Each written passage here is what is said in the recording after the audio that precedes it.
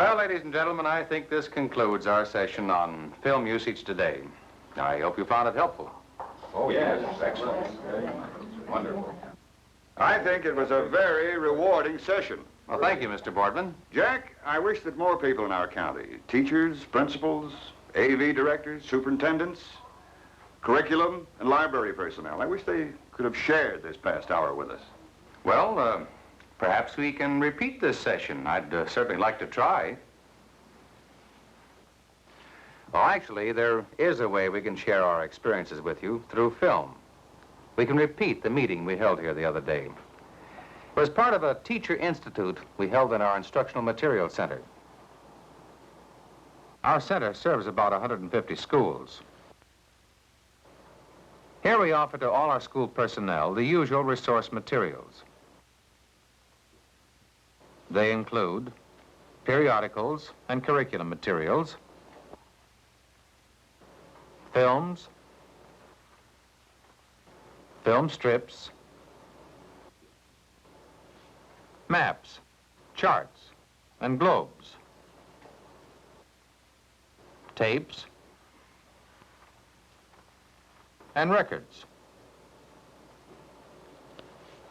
learning programs, various kinds of models, and, of course, the equipment for using AV materials.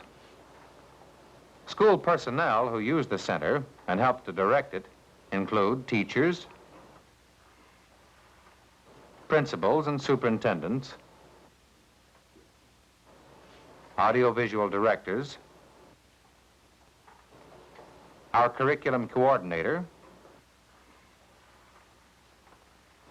and our supervising librarian. To help prepare our session on film usage, I had the help of one of our most enthusiastic AV directors. Well, I think I have all the film clips that were requested for the meeting, Jack. Fine. I'm glad we're stressing film usage. Ed, you wouldn't be prejudiced for films now, would you? You know I am. Say, here's something that'll interest you. It's a recent study of an instructional materials center done by a survey team at your old alma mater. Read it. This committee believes, and most audiovisual experts agree, that the film library, especially on the county level, is the heart of any instructional materials center. An adequate collection of films, properly used, is basic to a minimum educational program today. Well, that's what I've been preaching for years. You know, Jack, it's time we realize that educational films have come of age. Ed was right. At the meeting we set up, we stressed film usage. And I'd asked various teachers to give examples of film use in the classroom. Now, let me show you what happened. I'd like to present Miss Spaulding, primary teacher at Lincoln School, who will tell us about using language arts films in the primary grades. Miss Spaulding? Thank you. I'm not going to make a speech, but I have a few excerpts from films, and I'll talk about them. I use many primary films that are designed to provide a background for reading and expression. Ready? For developing reading skills, we often begin with material they know. For kindergarten or first grade, I might start with a favorite story, such as Goldilocks and the Three Bears. Relating words to images such as these can make reading an exciting adventure. The children relate quickly to familiar friends, such as Baby Bear or Mama Bear. From the make-believe house of the Three Bears, we might go to a more realistic story, such as The Ugly Duckling.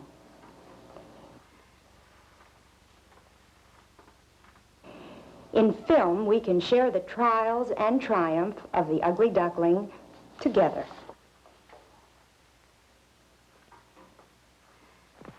Can you purr, said the cat. No, said the ugly duckling. Can you lay eggs, said the hen. No, said the ugly duckling, and he felt quite useless. When we have experienced the whole story and have actually seen the transformation of the duckling from this into this, I get enthusiastic response in oral expression as my youngsters retell the story. For vocabulary building, for developing word meanings, I use films designed for the purpose. Can you think of a better way to introduce a new word or to reinforce the meaning of a familiar word in another context?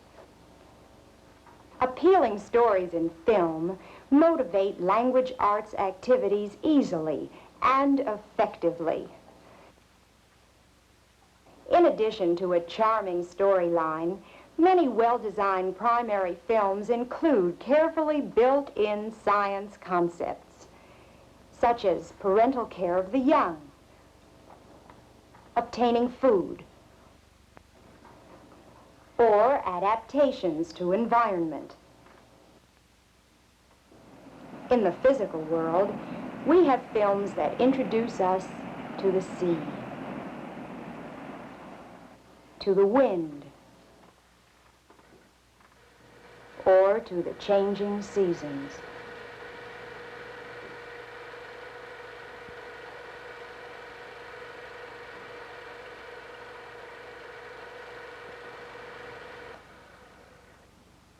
And these are only a few examples of the use of film at the primary level.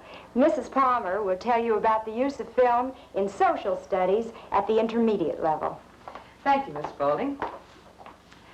I'd like to use some examples of film to illustrate learning about people. People of our world today, people of the world of yesterday. Now, of course, we use books, still pictures, maps, magazines, but I know of no better way to bring living people into my classroom than by the use of film. Please. We can go to a camel market of the North African desert to learn about life in a hot, dry land. We can go on a trapping trip with our Eskimo friends to learn about life in a cold land.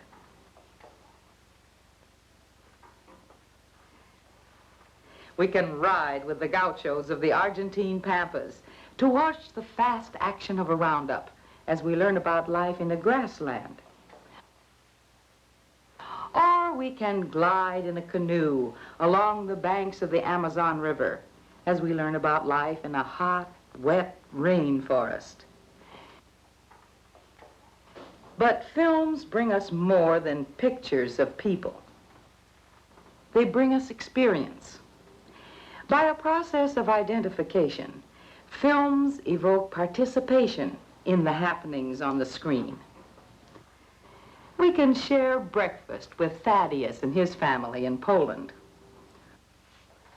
Or, in Japan, we can help Michiko with the rice harvest. Different films bring us close to farmers in many lands of the world.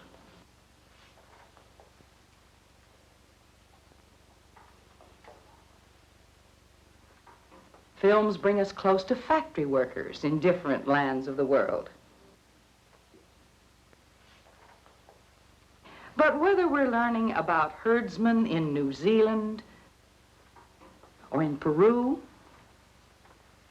or merchants in France, or in Morocco, we're learning about people. People earning a living, changing from old ways to new methods, going to school.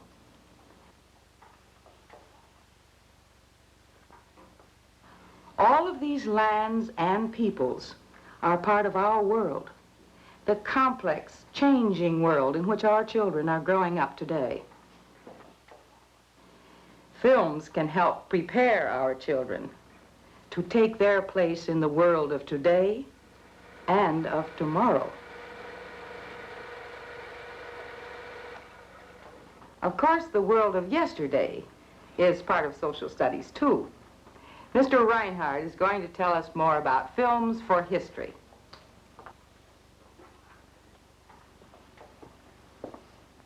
Thank you, Mrs. Palmer.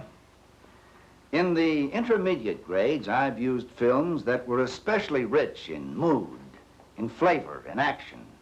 In such films, children can readily go back in time and identify with people of the past. With young Abe Lincoln learning to write in Indiana, or with an unknown boy making a pioneer journey to the Oregon country. Your youngsters can take part in historic events.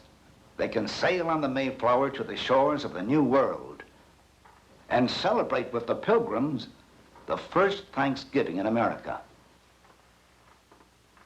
Or we can relive another exciting event, as told by Longfellow, the drama of the midnight ride of Paul Revere. And lo, as he looks on the belfry's height, a glimmer and then a gleam of light. He springs to the saddle, the bridle he turns, but lingers and gazes, till full on his sight a second lamp in the belfry burns. A hurry of hoofs in a village street, a sheep in the moonlight, a bulk in the dark, and beneath, from the pebbles in passing, a spark struck out by a steed flying fearless and fleet. That was all. And yet, through the gloom and the light, the fate of a nation was riding that night. Yes, the fate of a nation was riding that night. And when you put this living history, this pageant of America into your classroom, and as you trace the growth of the nation, you'll be using a larger canvas, another dimension to bring your young people the heritage of America. That dimension is film. Now, for world history at the high school level, we can use more sophisticated films. Films designed to bring life and meaning to cultures other than our own. In such films, we see not only authentic costumes and accurate stagings of people, such as these Romans, but we see them in the original locations, in a restored Roman fort on the ramparts of the empire in Germany. Film brings to life the great figures of history. Charlemagne the Emperor will reign again. And film can not only recreate, it can report reality. Probably most of us have seen pictures of this famous pyramid in Mexico. But only film can recreate the ancient Aztec dancers and pyramid together in a living religious ceremony.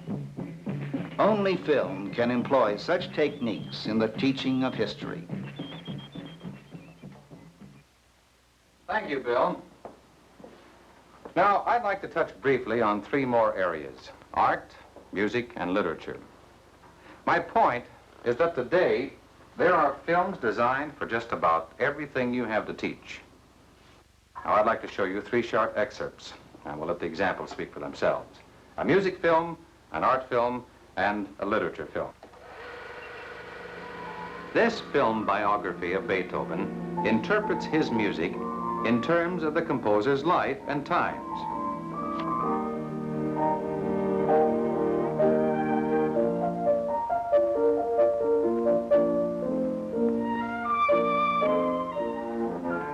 But Beethoven's music reflects far more than the classic tradition of the 18th century. For this century was also a time of change.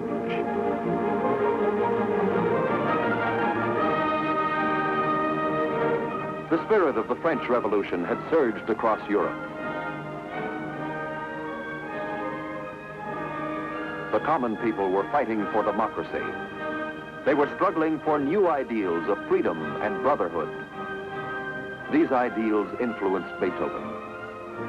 His third symphony, the Eroica, or Heroic Symphony, reflects the drama of the revolutionary period.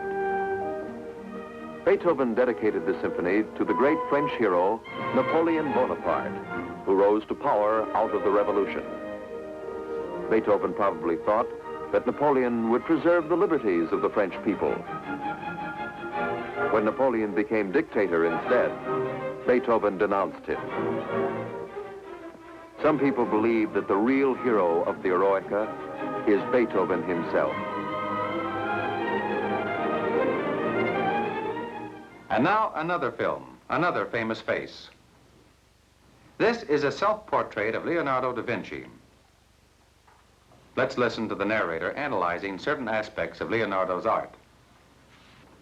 So hands in this painting, as in many of Leonardo's works, do much to point up the expressiveness and drama of the scene. Graceful, expressive hands add to the beauty of one of the world's most famous paintings, the Mona Lisa by Leonardo. In this haunting portrait, in the collection of the Louvre Museum in Paris, Leonardo seems to have captured the lady's very personality. Is she beginning to smile? Or is she recalling to herself a past moment of beauty and tenderness? We shall never be certain. And now let's move from this portrait and the history of art to the living portrait of an American author. Mr. Twain, did you and the other boys in Hannibal really want to be steamboat men? Oh, yes. Boy after boy managed to get on the river. By and by, I ran away, too. I said I would never come home again till I was a pilot and could come in glory. I love that profession far better than any I've followed since. And I took a measureless pride in it. Mark Twain's experiences as a steamboat pilot are reflected in some of his many books.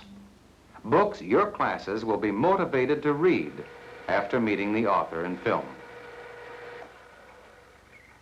Films in these categories, music, art, literature, can be very rich emotionally, but they can be built on sound pedagogy too. For example, in the Leonardo film, that was the original Mona Lisa you saw as it hangs in the Louvre. The Mark Twain film was made in Twain's own home in Hartford, and every word the actor speaks is from Mark Twain's writings. So you see, in the modern instructional film, you're getting a product carefully designed for you, a tool that expands your teaching potential. I think our AV director of District 41 would agree, wouldn't you, Mr. Schumann? Yes, I would, Jack. Mr. Schumann has some science and math examples to show us. It's all yours, Ed. Thank you very much. Well, you know, as an AV director, I'm constantly reminding our film users that there are films for their particular grade level, for their particular area, and for their particular purpose. Now, let's see if I can illustrate that with some science examples. Probably the symbol for the space age we live in is this. I thought you'd be expecting it. So I'll show it first.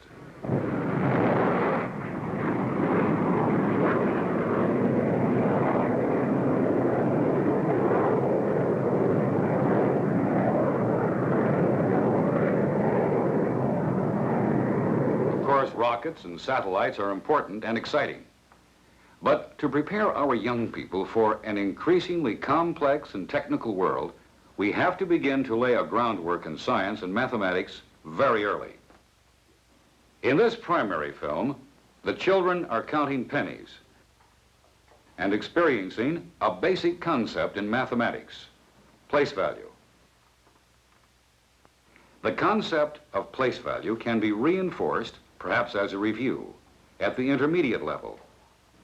And it can be introduced again at higher levels, with the binary system, for example, where binary arithmetic may be related to the function of the computer. Films can show mathematical relationships quickly and graphically, as in this example of congruency. Or in this example, illustrating the derivation of the formula for the area of a triangle. The same concepts in math, of course, carry over into the physical sciences. Calculating vector forces, for example.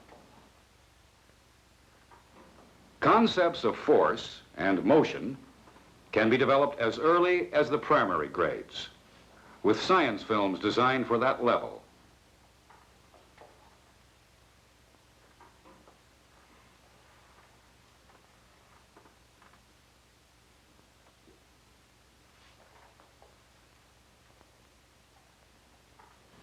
To present difficult concepts, such as the structure of the atom and nuclear energy, the special techniques that only film can employ are a must for today's classroom. And so, whether it's one for intermediate science or one in space for general science,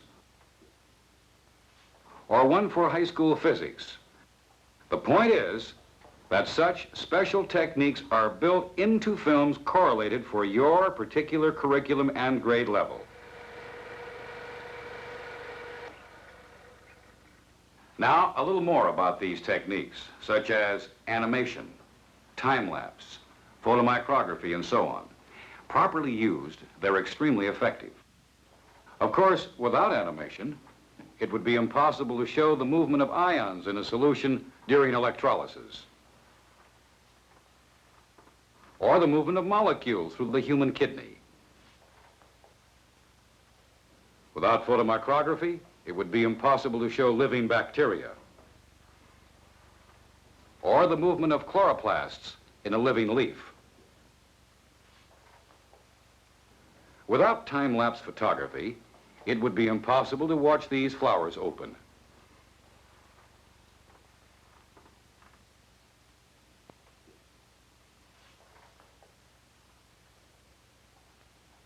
Or this grasshopper emerge in a few seconds.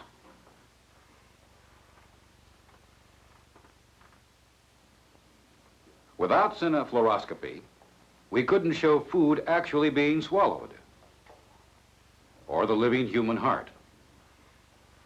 But let's remember that all these spectacular techniques are only a means to an end.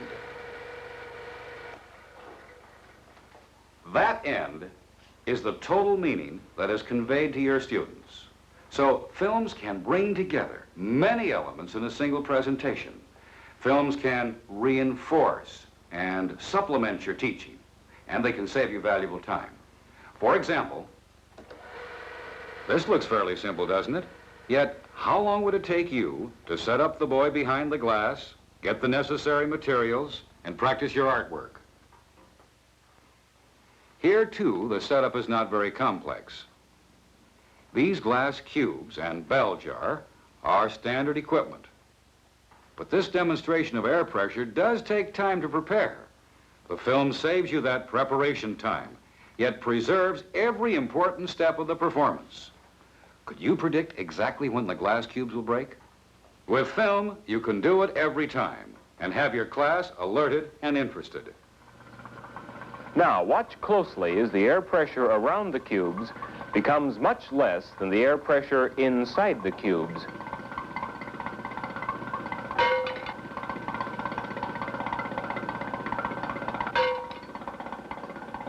A chemistry teacher might perform this experiment: the melting of sodium chloride, table salt.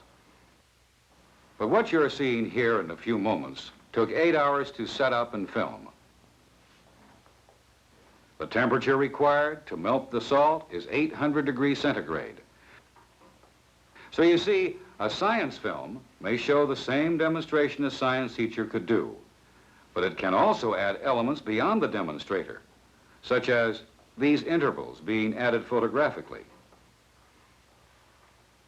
A science teacher might use this ball in the classroom, but it's not easy to drop a ball from a tower 200 feet high, except in film. Not only can we drop the ball, we can mark the distance intervals and see the acceleration.